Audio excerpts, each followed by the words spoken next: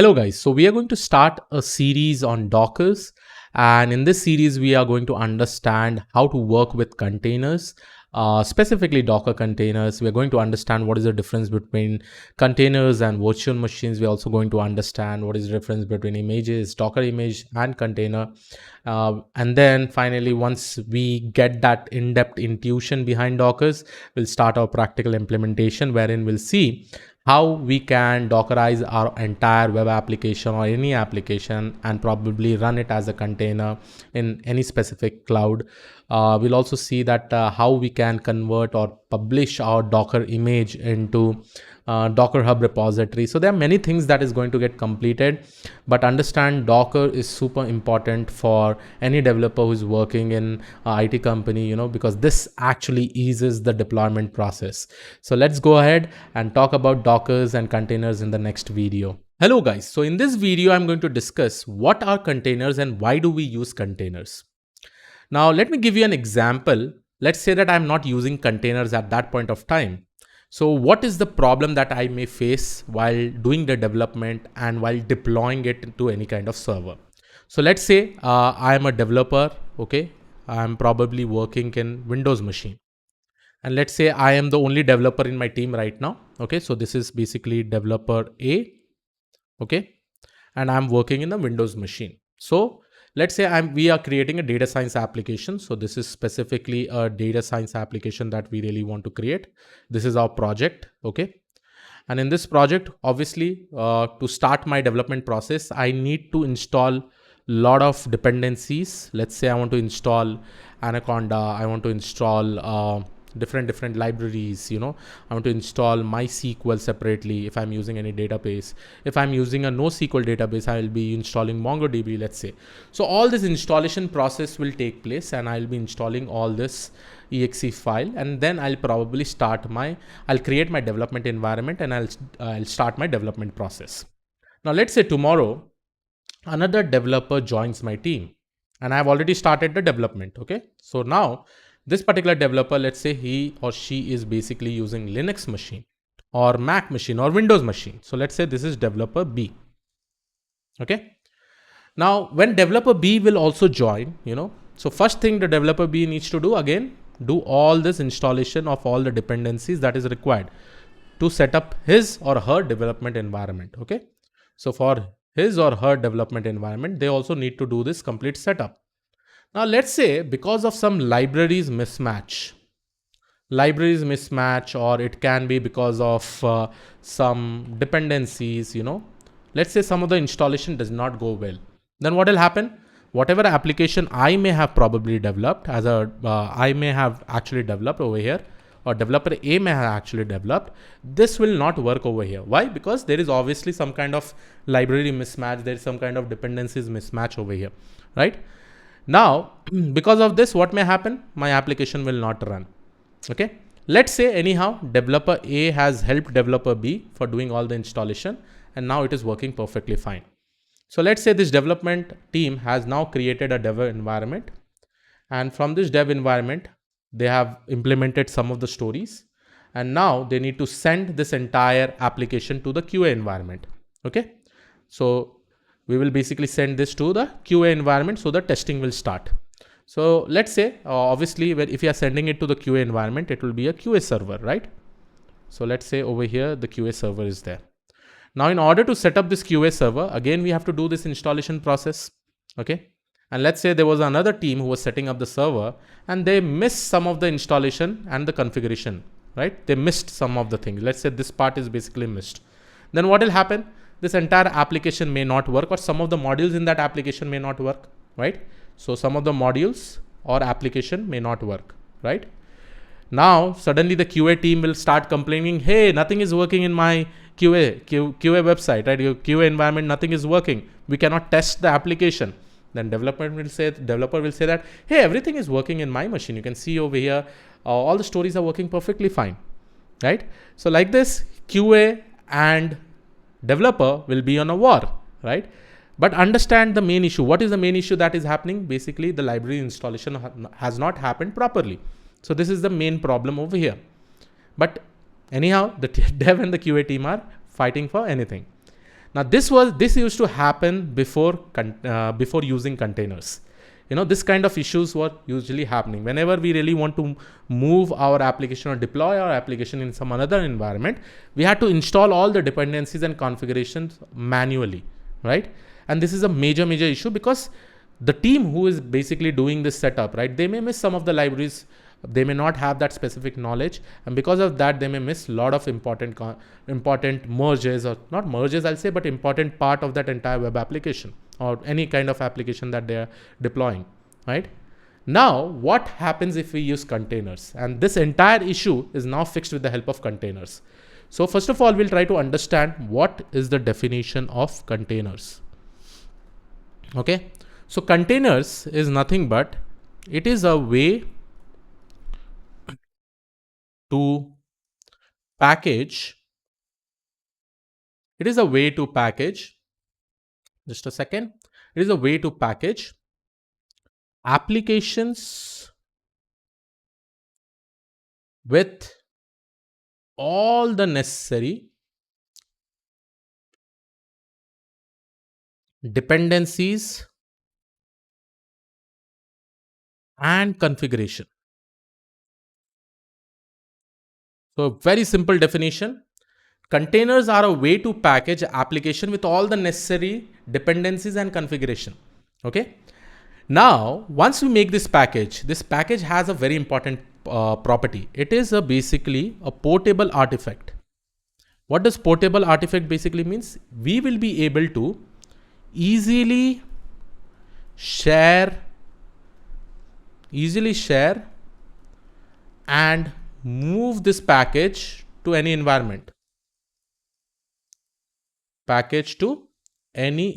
Super important. That basically means once we make this package with all the necessary dependencies and configuration, these are the very super important keywords, we will be able to share and move this package to any environment, right? Now coming to the third and the most important point, this makes the development and deployment. This makes the development and the deployment more easy and efficient. I'll not say easy, but at least efficiency will be there. Easy, why I'm saying? In terms of making sure that all the configuration are there or not. Okay.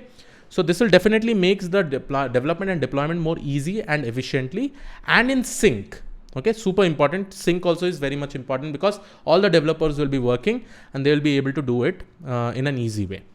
Now let me give you a very good example of a container. Okay, let's say you are staying in house A.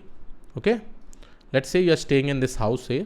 So this is a rented house, and then you suddenly bought a new house, which is house B. Okay. Now when you bought this house B, you really need to shift from house A to house B. And in house A, there are a lot of things like furniture, TVs, so there are like TV, furniture, washing machine, here you basically also have kitchen utensils, many things as such, right? Many items are basically present over here. Now, if you really want to shift from house A to house B, it will not be feasible that you take each and every item, like each item, and just go to house B and just put it over there and then come back again and take the other item. You cannot take this item separately because there are chances that you may miss some of the items. So what we can do in this particular scenario, and obviously when you are also shifting, first of all, you will take all these things. Okay, you will take all this furniture, TV items, and you'll put it inside a container. Let's say washing machine, kitchen utensils. Okay, let's say you have bed, you have different thing, clothes, right? You will put this entirely inside a container. Container basically means you are packaging it completely, right? You're completely packaging it. You're putting it inside this. You'll put this container in one lorry or truck or some big vehicle, and then you'll slowly shift this over here. You'll move this container over here, and then you will unpack it, right? You'll unpack it and you will again place all the furnitures back to your house, right? In your house B. So you'll unpack it over here. So over here we are packaging it, and here you are unpacking it, right? So this is the same concept with respect to containers also. So in containers, suppose you are developing an application. So let's say you are developing an application over here. This specific application has a lot of, let's say this is my application. Whatever dependencies you have in this application, you will try to put all the dependencies over here. Let's say I require some Python version. Okay. I have some tools installation that I need to do. So all these packages will get installed will be put up over here in the form of base image in multiple layers, which I'll be talking how this will be. And this will be packaged as a container. Now, once this is packaged as a container, let's say from the dev environment, it is packaged as a container. Now we can take the same container, go to the QA environment. Let's say this is the QA environment. And I can run this container. We can run this container over here with all the dependencies available within this package. Run the container. So we can take this container over here and just run it. And automatically how in the dev environment it used to run, it will also run in the QA environment. Similarly, we can take the same container and we can also do it for the production also in a similar way. We can also take this in the production environment and we just have to run this particular container over here also. And because of this, there will be no issue with respect to dependencies or with respect to any other packages. Why? Because we have already containerized this entire application. Okay. So this is the concept with respect to container. Now you may be thinking, Krish, then what is Dockers? Okay. Now let me just show you what exactly is Dockers by just going to its web page. Okay.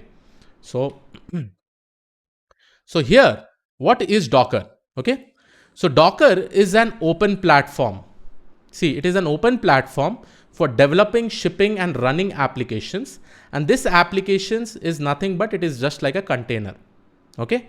So we are going to use this open platform for doing all this process, basically packaging the entire web application, moving it, shipping it to different environments. Docker enables you to separate your application from your infrastructure so that you can deliver software quickly. With Dockers, you can also manage your infrastructure in the same way you manage your application. So in short, see, Docker definitely helps you for speeding up your development process and your deployment process. Okay.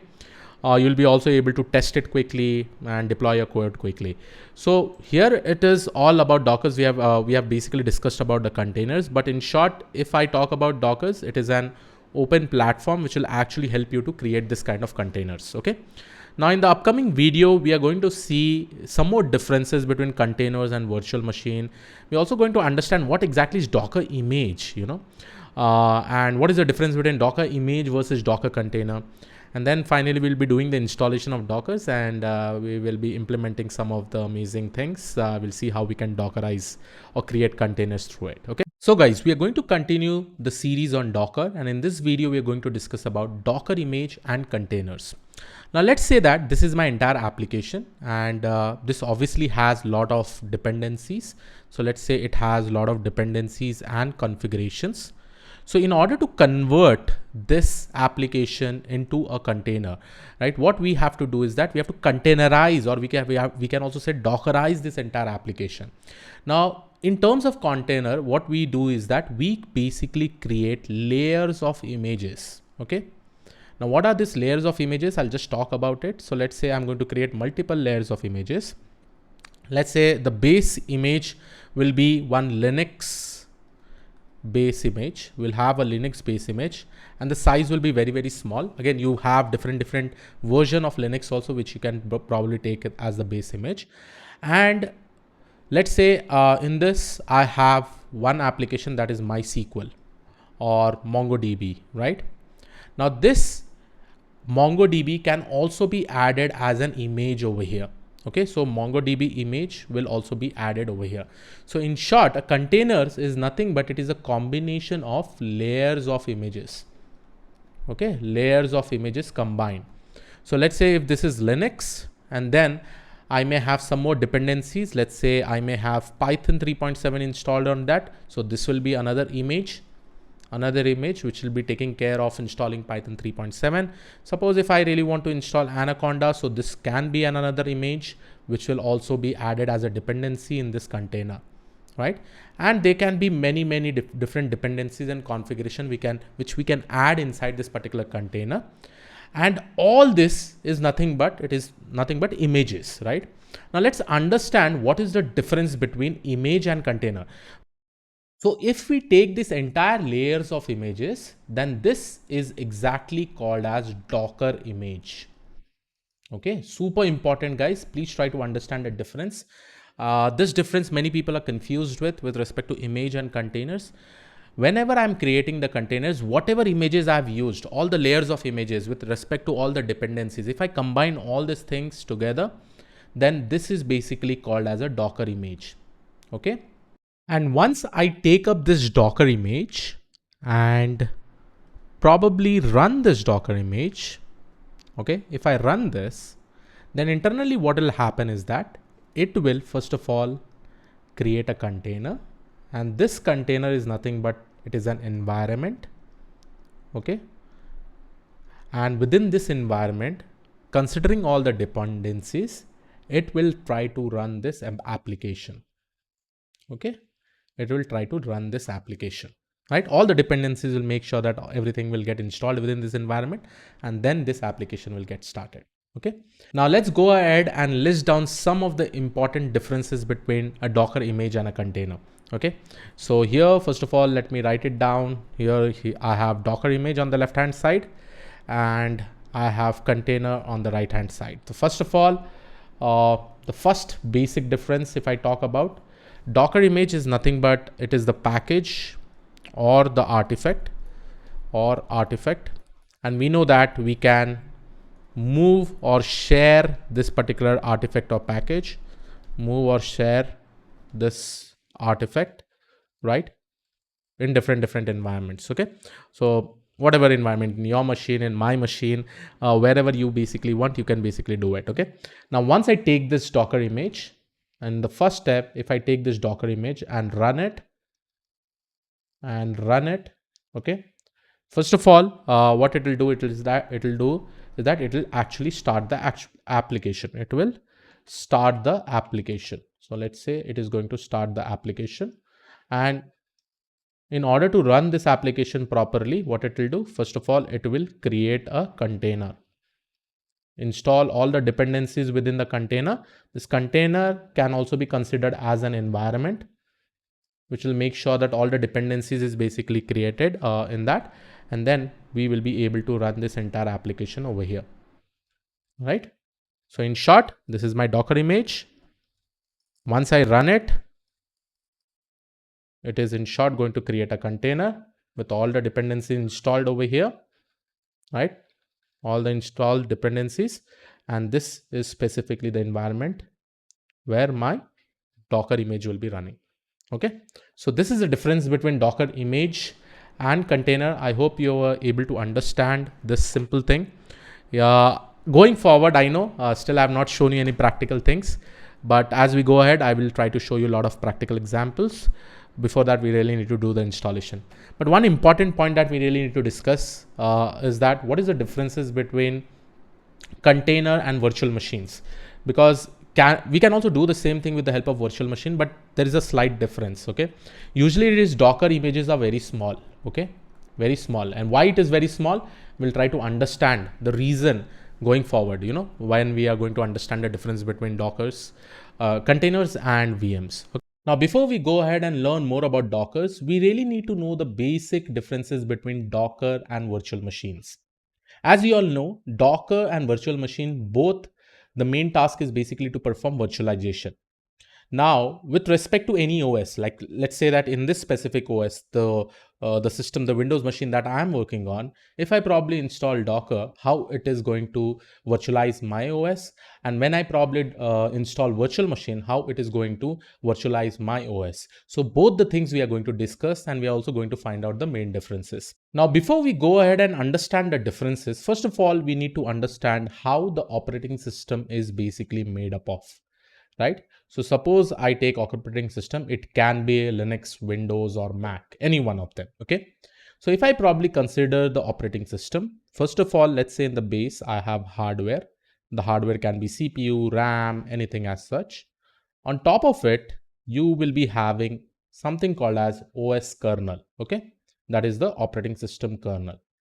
And this kernel is basically responsible in communicating with all this kind of hardware. So this is basically my layer 1. And if I consider one more layer on the top of the OS kernel, we have something called as application layer. Okay, we have something called as application layer. Now, in any operating system, and this is probably my layer 2.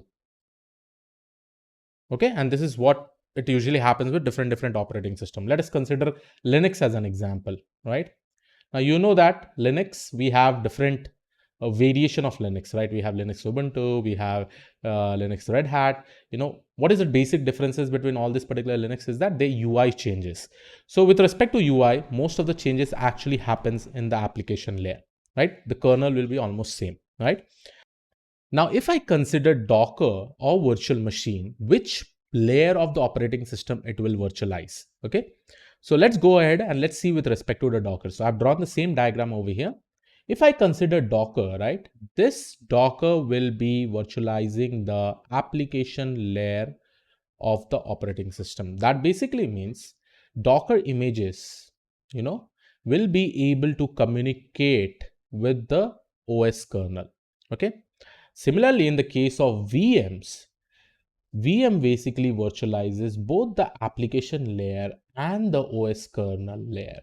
Okay, that basically means whenever we install the VMs, at that point of time, whenever we install the VM, it will have its own application layer and it is also going to have its own OS kernel layer. That basically means a VM is a complete separate subsystem, you can say, which has been installed in the host OS, right?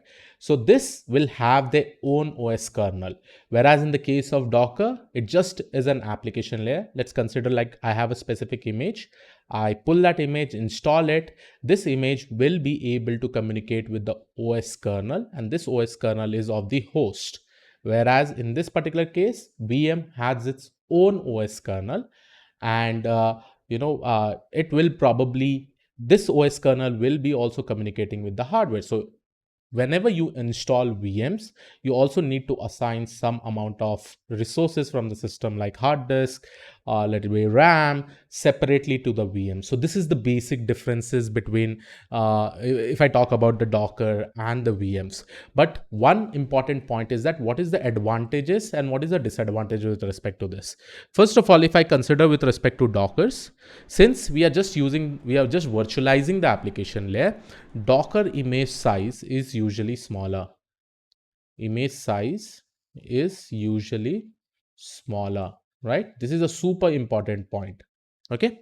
Whereas in the case of VM, if I probably consider VM, the size will be big because it virtualizes both.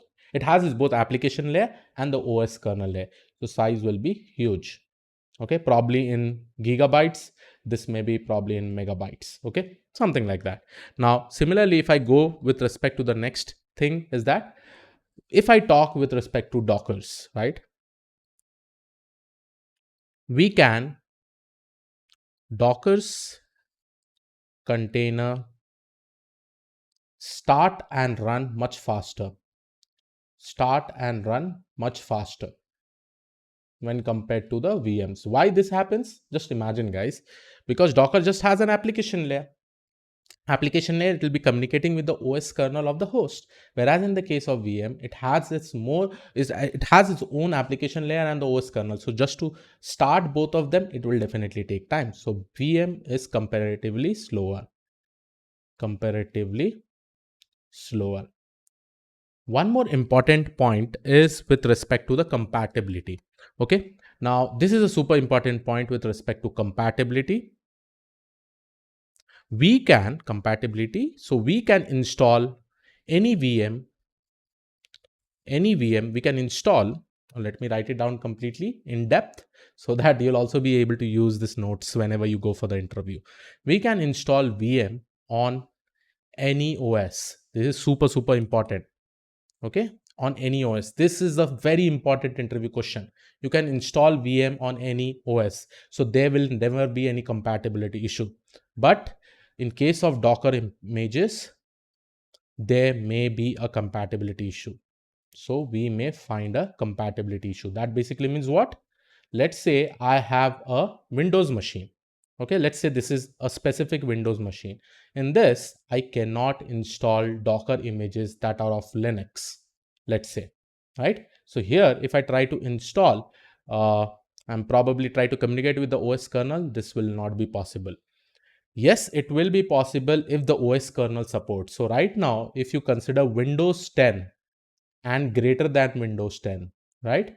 This usually supports even Linux images also, Linux Docker images also. But if we consider Windows version which were less than 10, it were not supporting this. Okay. So the compatibility issue has been fixed because the update in the OS kernel has happened after Windows 7. Okay, Windows 10, and below Windows 10 it will definitely not work. So these are the super important points.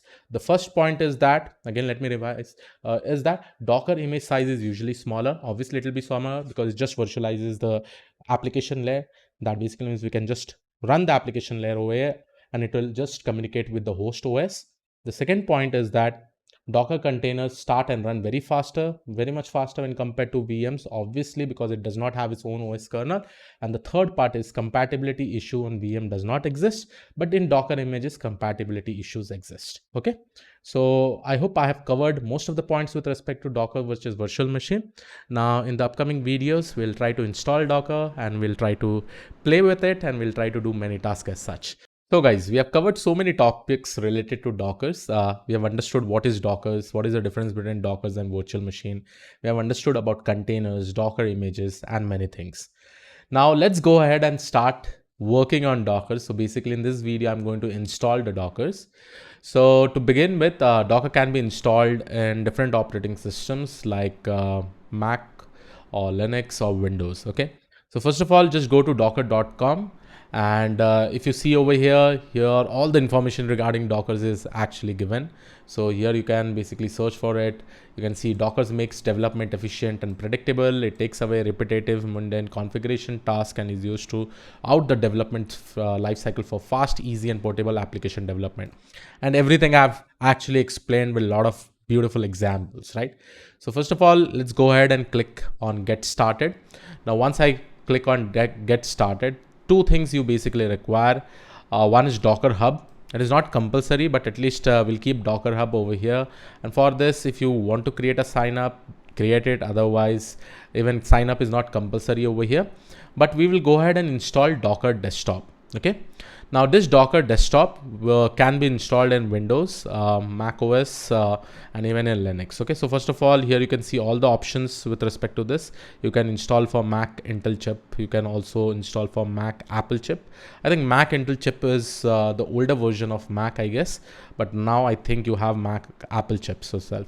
Then you also have download for Linux. So for different distribution, you can download. So now I'll click on for Windows. Here you can see as soon as I click on Windows, here you'll be able to see that the Windows installation is basically happening. For Dockers for Windows is basically happening. Okay, installation is happening. But before we go ahead and install this, okay, there are some of the important things that you really need to note down, because there are some requirements whenever you need to install Dockers. Let's say for Dockers, if I really want to install on Windows, here you'll be able to see that there are some kind of system requirements. Okay. First is WSL2 backend. So what all things you basically require? It shows Windows 11 64-bit home or pro version, or Windows 10 64-bit home or pro to 21H1 version. Okay. Or higher. Okay. Or an enterprise or education. So only this kind of configuration, like suppose if you have Windows 10 or Windows 11 with 64-bit and this is either home or pro version, then only you'll be able to install Dockers over here. And the other requirement is that the following hardware prerequisites are required to successfully run WSL2 on Windows 10 or 11. Okay, so you basically need to have 64-bit processor, 4 GB system RAM, BIOS hardware virtualization support must be enabled in the BIOS settings. That basically means what? Suppose if I go and open my task manager, and if I probably go and click on, sorry, just a second. If I go and click on CPU, here you'll be able to see one field which is called as virtualization.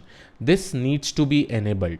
Okay, if it is not enabled in your system, then probably what you have to do is that shut down and restart your machine and continuously press F11, right? By that, what will happen, your BIOS setting will get enabled, and from there you have to make sure that you have to enable your virtualization. Okay, so please make sure that you have this, because, and again, if you are using different processor in your laptops or in your desktops, there are different ways of enabling your virtualization. Okay, so based on the type of processor, you have to actually do it. I'm having AMD Ryzen processor, so usually, like over here in AMD Ryzen, by default virtualization was not enabled, so I had to restart my machine, press F11, open my BIOS settings, and go over there and enable my virtualization. You can definitely search in the Google how to do it. You'll be getting a lot of articles for the same thing. Okay, now the second thing is that by Hyper-V backend and Windows container also, you can basically do the installation. So these are the system requirements. Again, Windows 11 64-bit, 10 64-bit. For Windows 10 and 11 home, see the system requirement in WSL. Hyper-V and container Windows feature must be enabled. Now, what does this basically mean? If you probably go and search for let me just see over here, you'll be getting an idea. So I will just go and open my Windows features. Just give me a second. So I will just go and open it. So now if I probably go and search for Windows features, so here you'll be able to see when you turn your Windows features on and off, here there will be something called as Hyper-V. So this needs to be enabled. Okay, and when you are enabling this, that basically means that is a requirement that is given over here, right? Hyper-V and container Windows feature must be enabled, right? So I have actually enabled this part also. Okay, Hyper-V. Okay, so please make sure that you also have this particular setting done. And following hardware are required to run client Hyper-V on Windows 10. We'll learn all about this. So again, there is 64-bit processor, 4 GB RAM, and BIOS, and this will basically, and again, your BIOS setting virtualization needs to be enabled. Okay, so but anyhow, if you have all these things, by using this WSL2 backend also, we can actually do the entire thing. Okay, so the installation is basically with respect to Windows. Okay, now if you have these requirements, and again, you may be asking, Krish, then what about the people who are having previous version of Windows? For them, how the installation will happen? So there was a tool, something which was called as Docker Toolbox. Now right now the Docker Toolbox is not there. It has been deprecated. It is not getting provided. Now for the people who have less than Windows 10 version, or who's not having this matching Windows version operating system, what you can do is that you can download a virtual machine within your system, and then you have to install the Docker desktop inside that particular virtual machine. Again, it is a very tedious process, guys. So my suggestion would be that if you really want to learn Docker, definitely have this versions. Again, with the help of VMs also you can do it. That basically means you install the VM in your system, and inside that VM you have to download the Docker desktop. Okay, based on the different operating system. Now this is with respect to Windows. Let's go and see with respect to Mac. So here, Mac with Intel chip, Mac with Apple chip, for whatever Mac version you have. So here also you can see all the versions with respect to the Mac OS, what version it needs to be, at least 4 GB RAM, a VirtualBox prior to this is required. And then in order to install it, just go and click either on this, a file will get downloaded like DMG file, and then double click on this, and all the steps has been given over here. Okay, so just follow this particular step and do the installation. And similarly with respect to Linux, in Linux you know that we definitely have different distribution. Let's say your distribution is like Debian, Fedora, Ubuntu, or R. Go and click on Ubuntu. Let's say it is Ubuntu. Just follow the steps. First of all, the prerequisite is that to install Docker successfully, you must meet the system requirements. Check out the system requirements. Go over here. The system requirements is 64-bit kernel and CPU support for virtualization, KVM virtualization support. This is there. Okay, some GNOME or KDE in desktop environment, and again this will depend on various distributions that you are specifically using, and at least 4 GB of RAM. Okay, Docker desktop for Linux runs a virtual machine. For any information on why Docker desktops run a virtual machine, you can also find out a reason.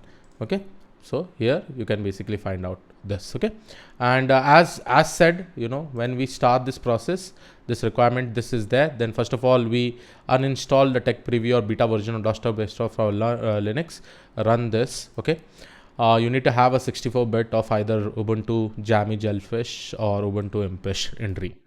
Now this particular steps you definitely need to follow to install all the things. Okay, but now let me just give you an example how you can go ahead and do it with Windows.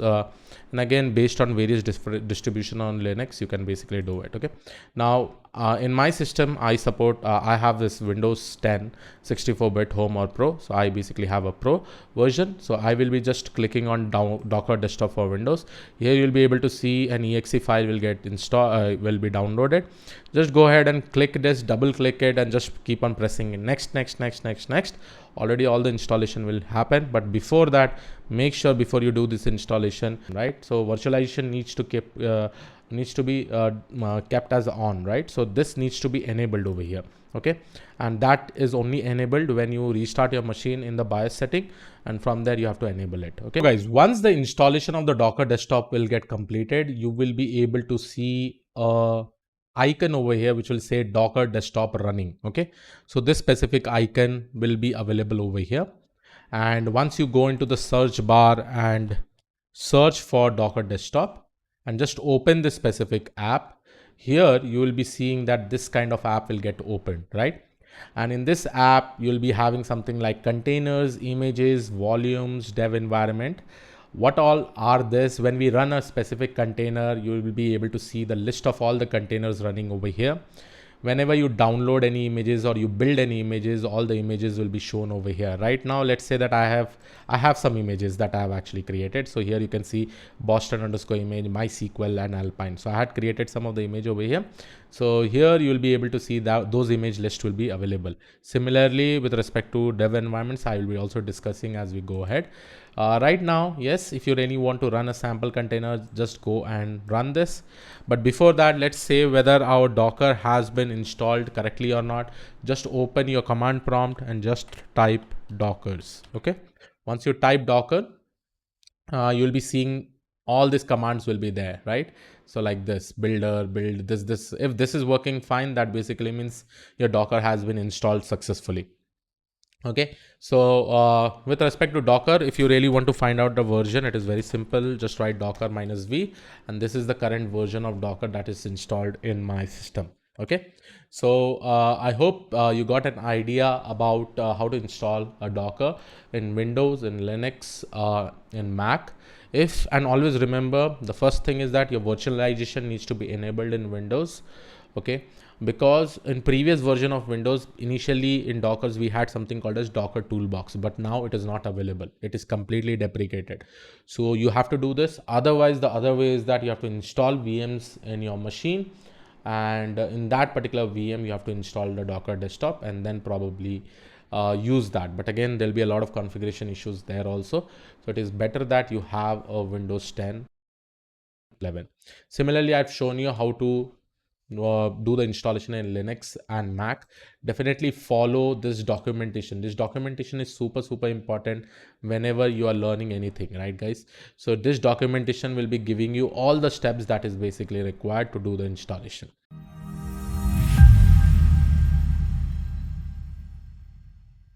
So guys, till now we have seen how to pull a Docker image from the Docker Hub repository.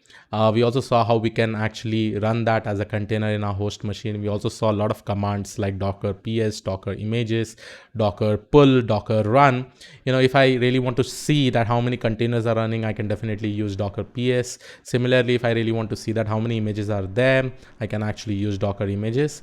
Now what we are going to do is that we are going to create a Docker image, and I'll take that specific Docker image and we'll also try to push it into the Docker Hub repository. So whatever application I'm actually developing over here, we'll Dockerize it completely. We'll create a Docker image, we'll run it. I'll also show you how to build this particular Docker image and how to run it as a container. And later on, we'll also try to push this entire application into the Docker Hub repository so that you can also download this Docker image and run it in your own local machine. So let's go ahead and let's see. So here I've actually developed a very simple Flask application. in this application you'll be seeing that, okay, this is just returning hello world. Okay, so let me just run this application. So here I just have two files, one is app.py and one is requirement.txt. okay, so let's go ahead and let's run this. So I'm just going to run it.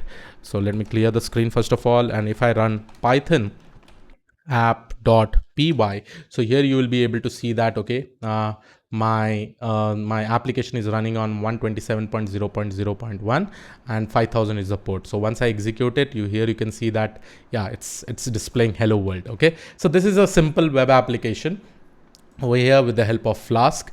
And for this, in order to run this application, I require one library that is called as Flask itself, which I'll be using, which I'll specifically using in this Python web application.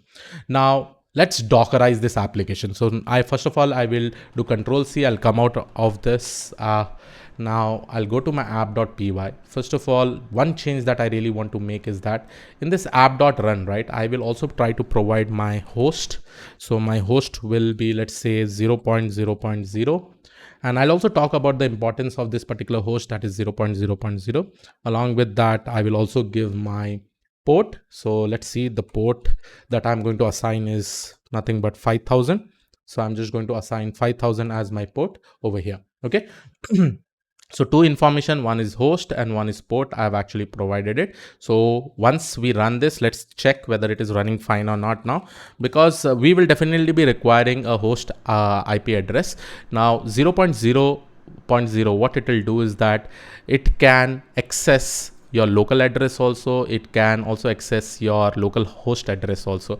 So suppose my IP, let's say if I go to my command prompt and if I probably search for IP config, so here you will be able to see that my local address is nothing but 192.168.56.1. I will also be able to access my local IP address, and I'll also be able to access my local host address. Okay, so let's go ahead and run this and let's see whether it is true or not. So here you will be able to see that, yeah, it is running on 0.0.0.5000. So what I'm actually going to do, I'll just open my command prompt and I will just copy this IP address over here, and let me just open my browser and see whether everything is working fine or not. So here I'm just going to use my local IP address with 5000 as our port, and if I run it, here you can see hello world is also there, and I can also run with 127.0.0.1, and I can also run it with localhost, right? So it is also going to give me the same thing. So that is the importance of 0.0.0 IP address. This can also be an important interview question for all of you. Okay. Now what I'm actually going to do is that I've made these changes. Now let me go ahead and create my Docker image. Now first, to create a Docker image, I have to create some files. The first file that I'll be creating, which is called as Docker file. So this is the Visual Studio that I'm actually using, okay, over here. So in this Docker file, what I am actually going to do is that I'm going to use some commands, and with the help of this specific commands, it will actually help us to create our Docker image. Okay, some of the important commands that we will be using is something called as from. Okay, here I really need to specify a base image, which I'll be discussing about what exactly is the base image. As I said that the lower base image should be a Linux kernel or Linux operating system, right? So first command is from, then I'll be using copy, then the other command that I'm going to discuss about is working directory, and then we'll also be using a command which is called as run. Okay, and finally we will be using a command which is called as cmd. So this is the command that we are going to run in order to run our Flask app. Okay, so these are the basic commands that we will be using. One is from, copy, work directory, along with that run command and the cmd command. Okay, now instead of the base image, I have to, and this base image will be the first layer, right? And it should be a Linux image in short. And one of the Linux image that I found out from the Docker Hub repository is nothing but Python 3.8 Alpine. Okay, you can also use Python 3.7 Alpine. So this specific base image I'm basically using, and what it will do is that it will try to pull this particular image from the Docker Hub repository. Next is the copy command. Now this copy command is super important, because this copy command, it is just saying that from my local repository, that is the current working location, both the files should be put up inside this base image in one folder. Let's say this folder is app, right? So in short, what I'm doing is that in my Docker image, I'm creating an app folder and I'm making sure that everything, all the files that are present over here, I'm just going to copy it inside this app folder. This app folder will get created in the container or Docker image, right? And this dot basically says about my local repository.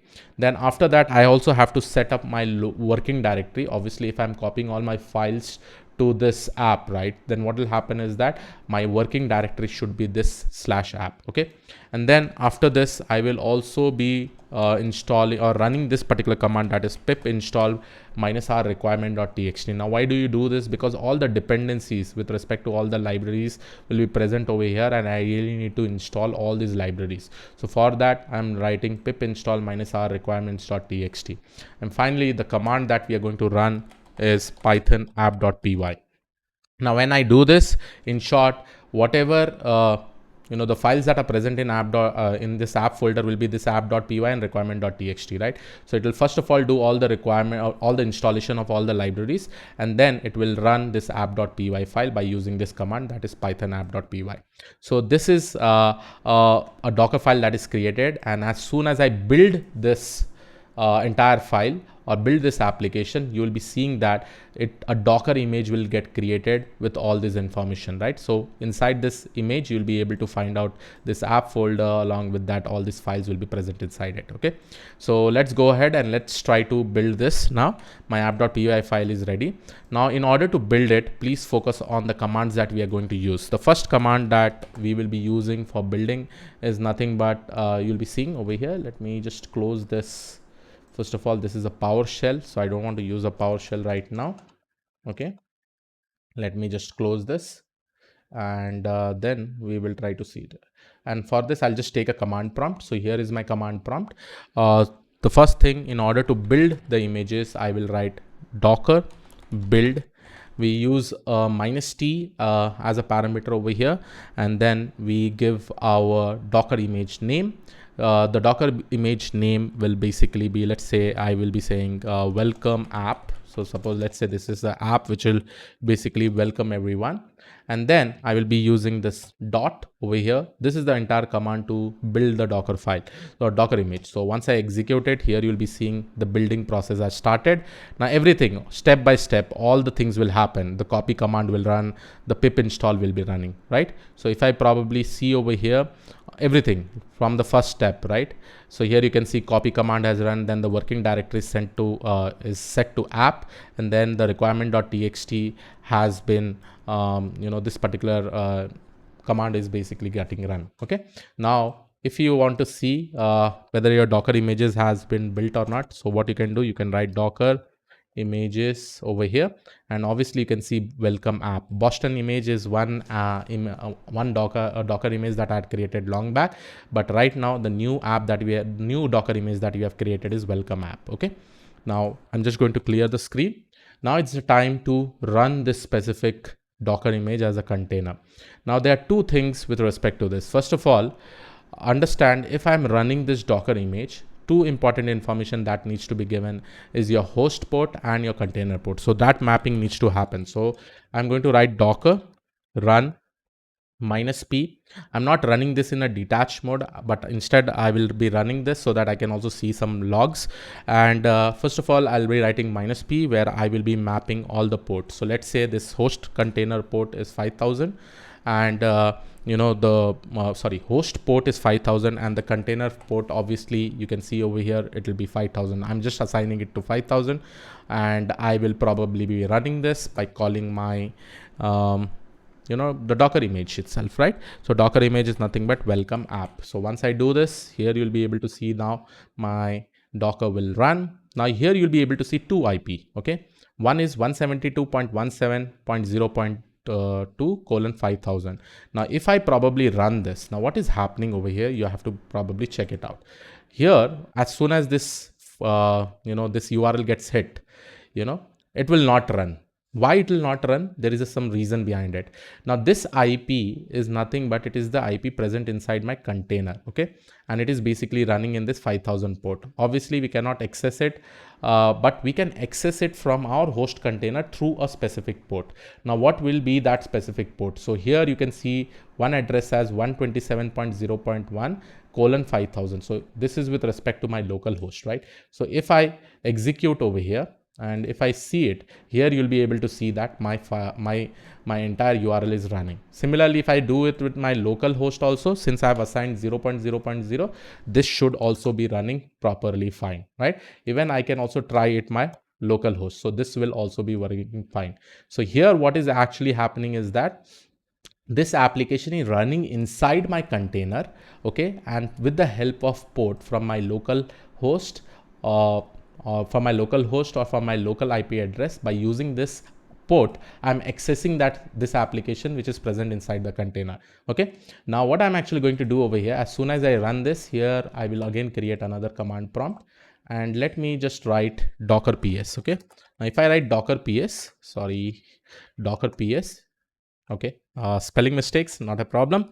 So if I write docker ps here, you'll be able to see how many containers are running.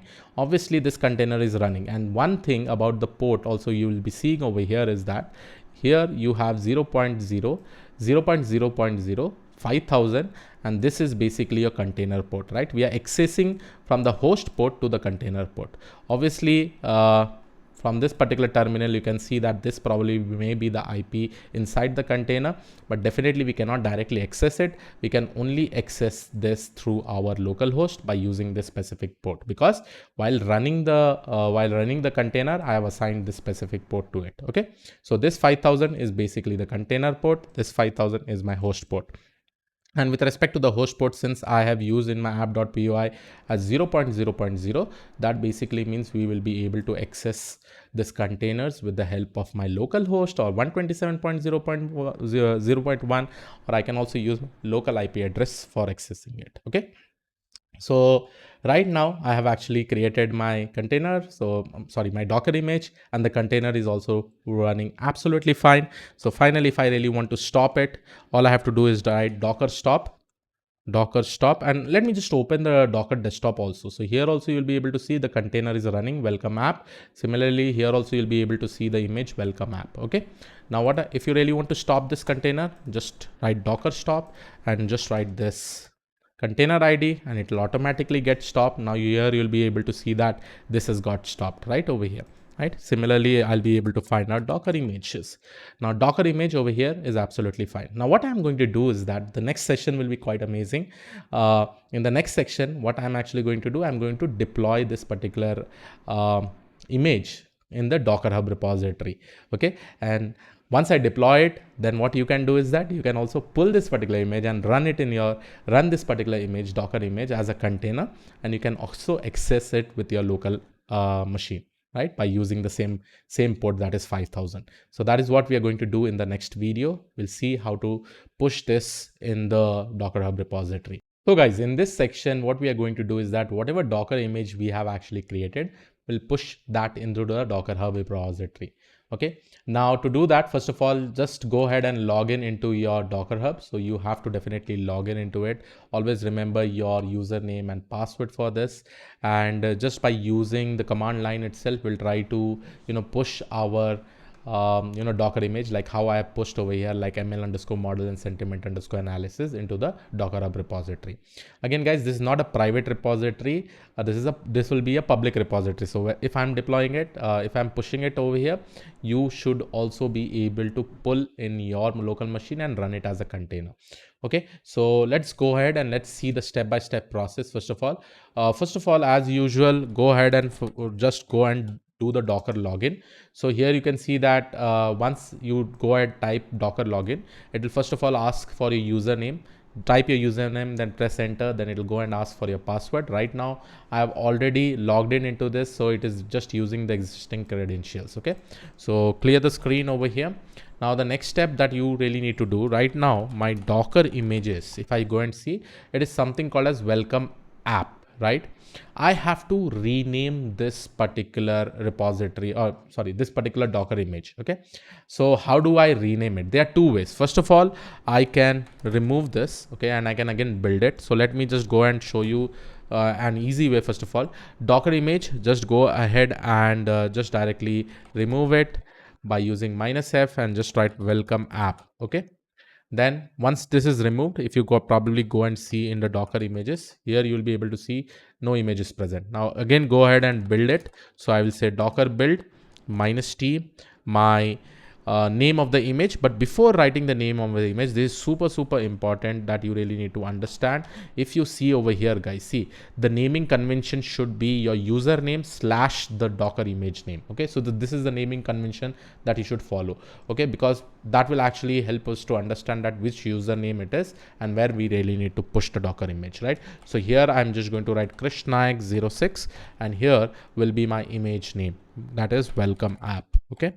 And then I will write dot, and automatic the build process will start again. So once the build will happen, the entire image will get created. Okay. So this will be my Docker images. If I go and see here, you'll be able to see the welcome app. Now let me clear the screen. So again, let me just go and show you the Docker images. So in the Docker images here, you have something like Krish Naik 06 welcome app. Okay. Now after this, this is one of the way. The other way is that you can directly use Docker tag, and you can change the name of the image also. Okay, so here I'll be using Docker tag, and let's say Krish Naik 06 is your Docker name, right? So it will be welcome app over here. Let me change this name to something else. So first, after this, you really need to write one more thing like this. Let's say Krish Naik 06. I will change this to welcome app 1, right? So let me do this and let me change it. Now, once you execute it, now if you probably try to see Docker images, here you'll be able to see one more Docker image is basically getting created with welcome-app1. Okay. So this is how you rename it, rename your Docker image from the older name to the newer name. But always make sure that if you really want to push this into the Docker Hub repository, you have to put your username on front of it. Okay. But anyhow, I'm going to push this Krish Naik 06 welcome app to the Docker Hub repository. So first of all, I'm going to clear the screen. And in order to push it, I'm using a command which is called as Docker push. And this will be my Krish Naik 06 / welcome app. So this should be my, the Docker image itself. Along with that, we'll be using a command which is called as latest. Okay. Now, why I'm specifically writing latest? This latest will basically show the tag over there. If I go and click on images over here, this tag can be provided with different versions also, like it can be version 1.0, 1.1. So any new updates are basically coming, we can again create the same Docker image with a different version. Okay, and that is basically useful for making sure that your Docker image keeps on getting updated with some new changes and all. Okay, right now I'm just going to use this tag as latest. So let me go over here, and this was the tag that we have specifically used. Now here I'm going to write Docker push Krish Naik 06, and this should be my welcome app, that is my Docker image name, and the version which will be latest one. So I'll just go and press enter. The push is going and preparing, waiting. Everything is going to the Docker Hub repository, and probably once this entire things happen, the welcome app Docker image will get created. And the most interesting thing will be that you can also download it and you can run it as a container. See guys, how simple it is really. Okay. So yes, this will take some amount of time because obviously this is somewhere around 58.2 MB. The Boston image, this is a data science project. So that is the reason why it has become 1.8 to 2 GB. Okay. Now here you can see that, okay, perfect. All the steps have happened. It has been pushed. Now let's go ahead and see over here. Now, if I probably reload it, you will be able to see the Docker Hub that is welcome. Sorry, the Docker image in the Docker Hub, specifically with respect to my username. So here it is. Just go and click on this. You'll also be able to see I've used this particular command which is called as Docker push. Okay.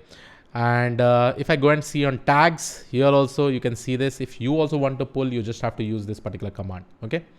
Once you use this command, you'll be able to use this and run it in your own local machine. So let me do that also if you want. So I'm going to clear the screen and probably see my Docker images. Let me do Docker image remove. I'll just remove one of the image. Let's say -f Krish Naik 06 / welcome API. Um, Sorry, welcome app with latest. So if I'm just trying to remove it now, let's see my Docker images and then we'll try to pull it. Okay. So right now nothing is there. Let me go to my browser. Let me copy this and let me just paste it over here. So once I execute this command, now you'll be able to see my image will again get pulled. So here you can see pulling from Krish Naik welcome app. Now if I go and see my Docker images, here it is. So Krishna 06 welcome app. Now all I have to do is that run this. I know how to run it. So I'll be using Docker run -p, and let me use this time minus detach mode also. So -d and p. Okay. And I will be assigning the port as 5000 of the host to 5000 as the container port. Along with that, I will just write my Krishna 06 welcome app, and this will be my latest. And once I run this, I think everything should run. See, it is in the detached mode, so you'll just get this specific information. Okay. And now if I go to my browser and check it, just reload this, same thing, reload it with your local IP, reload it with your local host, you'll be able to get this entire information. And that's it.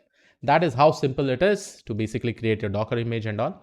Now, any requirements, like let's say when you're working in a full-fledged project, right? Any libraries that you want, like pandas, numpy, you can just keep on installing over here. Everything will happen over here. You just need to list down. You have to have your HTML file and all those things are there, machine learning models and all. All the most important thing is this particular Docker file. Now, along with this, guys, you can do many things with Dockers. Even you can install different databases within the container and you can directly use it. Okay. So guys, in our previous session, we have already seen how to create a Docker image, how to run it as a container.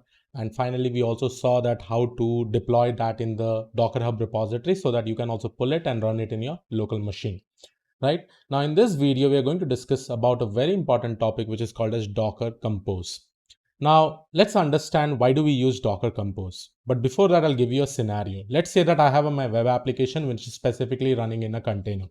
So all the default configuration that is required with respect to the port and the requirements that needs to be installed before we run it as a container, everything is put up over here in a specific Docker file. Okay, so here obviously you will be having a Docker file, right, over here, right? Now let's consider that if this particular web application wants to use services like MySQL, Redis, or MongoDB.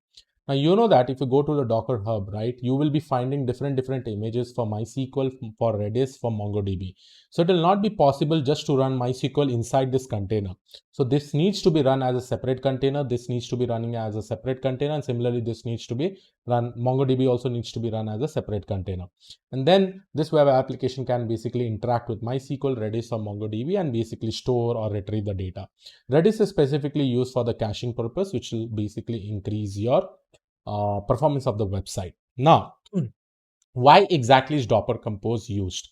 Now see guys, Docker Compose is a tool for defining and running multi-container Docker applications. Now in this particular scenario here, you can see that you have multiple containers, right? You have one MySQL container, Redis container, and MongoDB container. So Docker Compose, with the help of Docker Compose, we will define the entire configuration. So we will basically create a file which is called as dockercompose.yaml file. Okay. And then we can jot down all the configuration requirements that is basically used to run all this multi containers, and they will also be able to communicate with each other. Okay, so this in short is about Docker YAML, Docker Compose, and let's go ahead and see a practical example, and then you will get an idea. Let's say that this is my app.py, and this app.py has a code. Again, this code is not that important, but you need to understand how do we use Docker Compose. So here you'll be seeing that I'm using a Redis, and this is a Python application that I've written.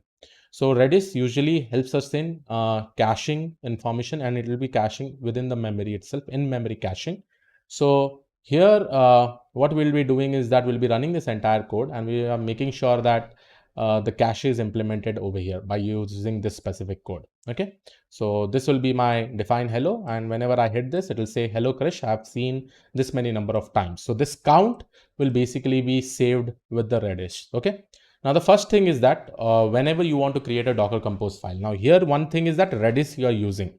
This Redis is present as an image in the Docker Hub, which I will again show you, and then you'll be able to understand it. Okay, now first of all, I will go ahead and create a Docker file. Now this Docker file will be for this particular application container. Okay, so here I will go ahead and write my Docker file. In my Docker file, you can, again, the steps will be almost same. Whatever things we have actually used, we have to use those specific commands. Okay, but today in this video, I also want to convert something about environment variables. So one command is that from, let's say I'm going to use Python 3.7, and this will be in Alpine mode, Alpine version. Basically, the Linux base is this. Why we use this? Because it will be very small in size and can be quickly created as a base and run it as a container itself. Then finally, I will go ahead and write my work directory. Let's say this is my work directory, and obviously the work directory that I really want to keep is, you can write anything, any folder, like you want app or you want code, any folder that you want. So this will basically be my working directory. Then I will copy my uh, from the current location, that is this first parameter that you basically indicate is that from the current location, whatever file are there, I'm just going to push it inside this code folder, right? So code folder, since I've set it to my working directory over here, so I'll be inside that particular code location, right? So code folder location. So here you can basically see that I have written dot. Okay, so next step is basically just copying that specific file to over here. Now before this also, I really want to specify some environment files, right? See, in Flask, because this app.py is a Flask file, right? We can run it through various ways. We can directly use a command which is called as Flask run, but in that we need to set up some environment variables. So let me just show with respect to environment variables. In case of environment variables, we have to write env, and we can supply it in the form of key value pairs. In case of Flask, I have to supply flask underscore app is equal to app.py file, which is my file, and the other one is that app.py, and oops, and after I press enter, another environment that I usually put up is flask underscore not environment is not required, but I will write run underscore host.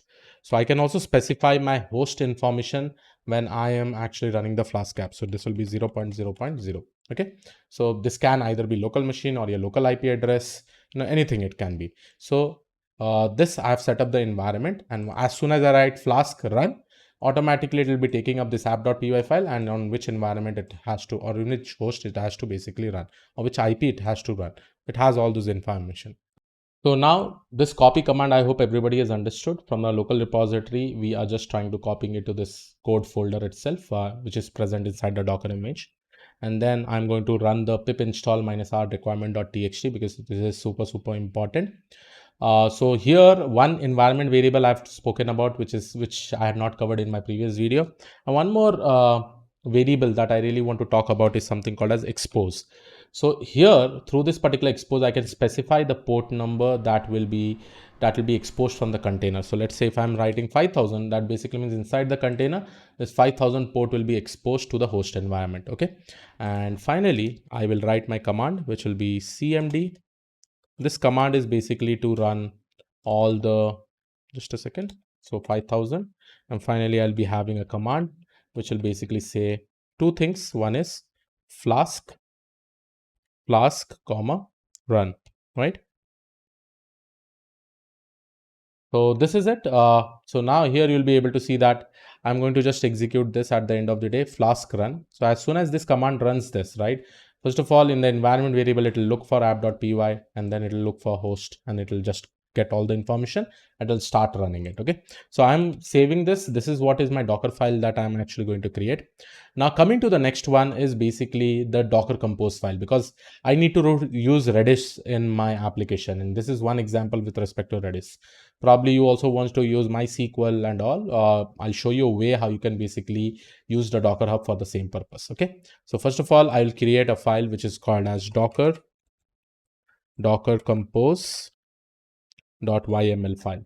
Now, once I have created this docker-compose.yml file, understand why it is basically used so that we can run multiple containers and it will also be able to interact with each other. So this is the tool that is used for defining all those things.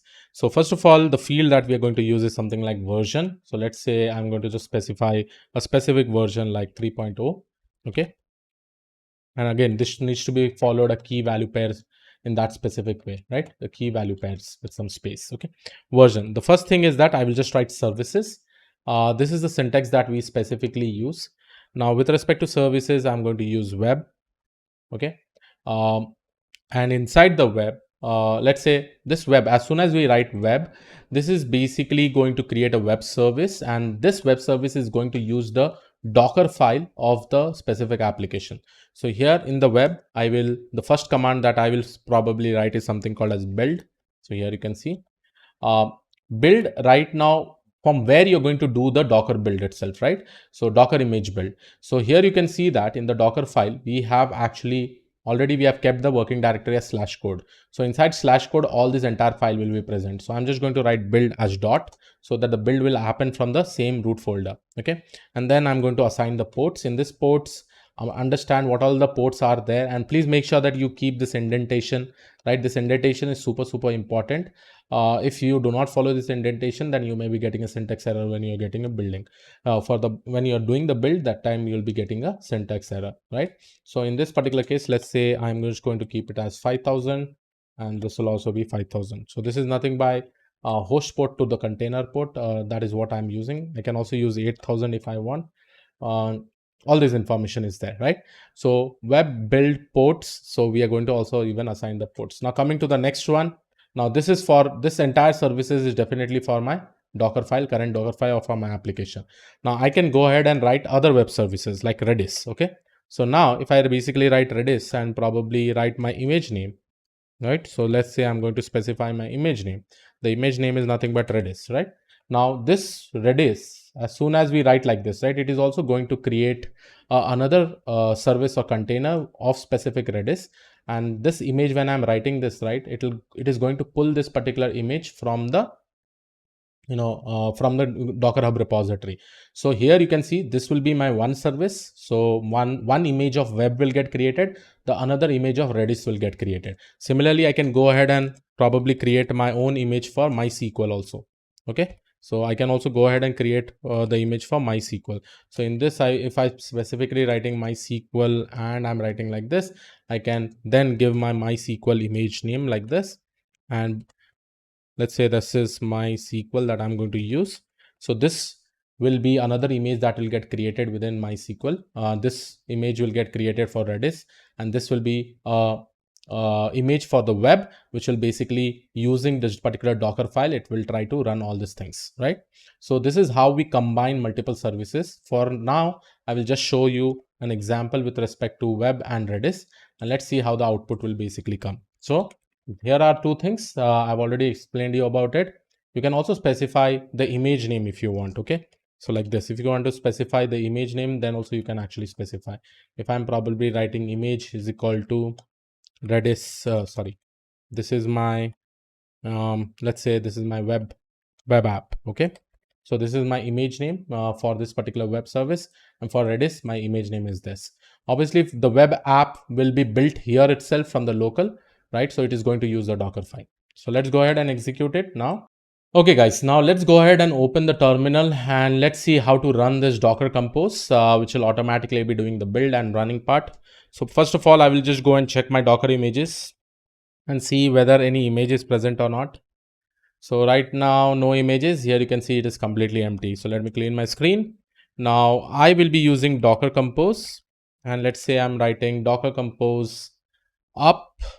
Okay, so let's say if I'm saying up, then automatically what will happen, this entire YML file will get executed. Anyhow, see, I was running in PowerShell, so I'm getting this coloring option.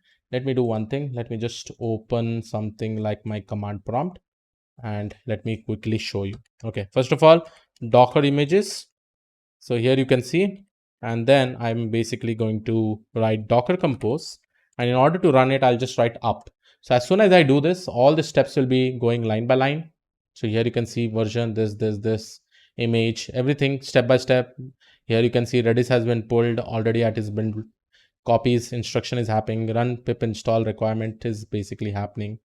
Everything is happening perfectly fine. And here now you can see the link, right?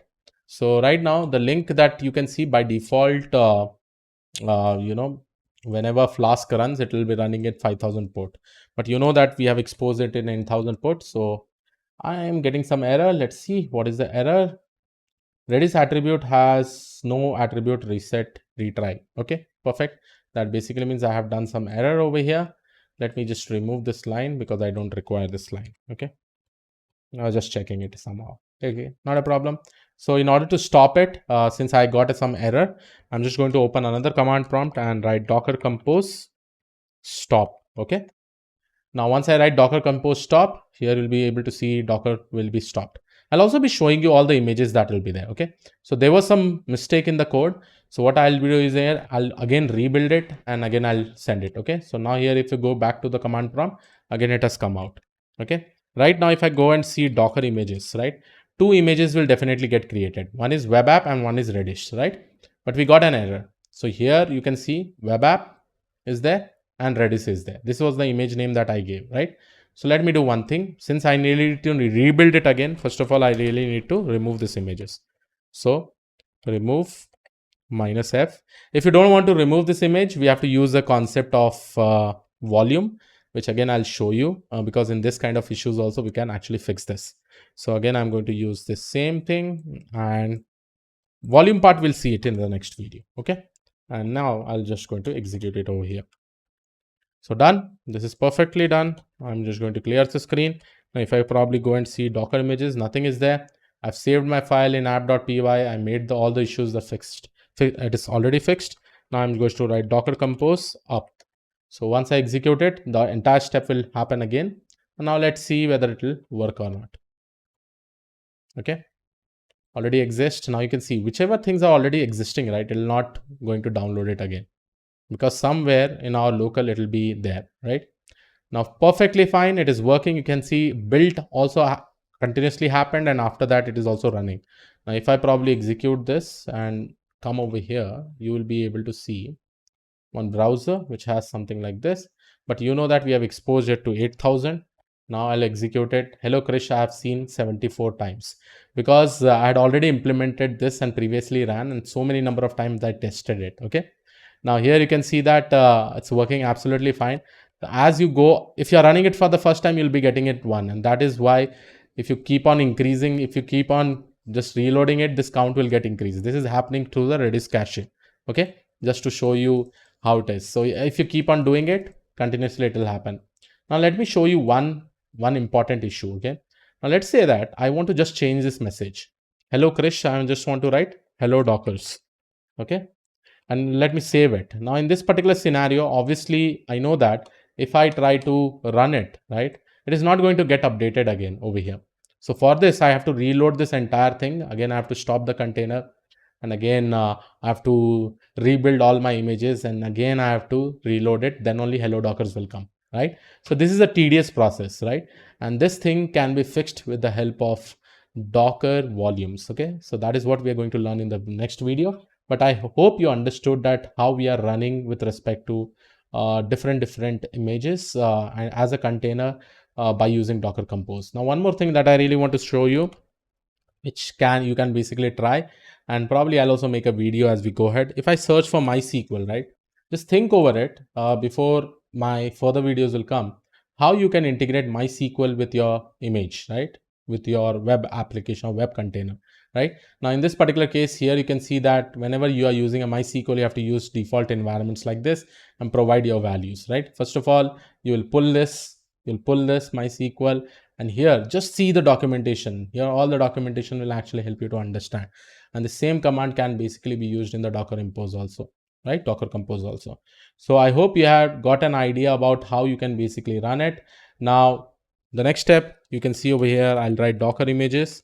So here you'll be able to see Docker images, web app and Redis. But if you go and see Docker PS, here you'll be able to see two containers are running, web app and Redis, and both are communicating with each other. One is exposed from 8000 to 50, and this is 6379 slash TCP, right? So by default, whatever it is basically giving. And where do we get this? This is from the Docker Hub itself. It will assign a port from there itself by default. Okay. So this port is getting assigned by default, right? So now if I really want to stop it, all I have to write is docker compose stop. That's it. So once I execute this, all this stop, this entire thing will get stopped, but you'll still have the images over there. What I would suggest is that if you want to make any changes, please watch the next video. In the next video, we'll discuss about, like, suppose if I'm making any changes, how do I deploy this directly? And after that, whenever I make any changes, it should be available over there itself. That is what we are going to see. So yes, I will see you all in the next video. Thank you.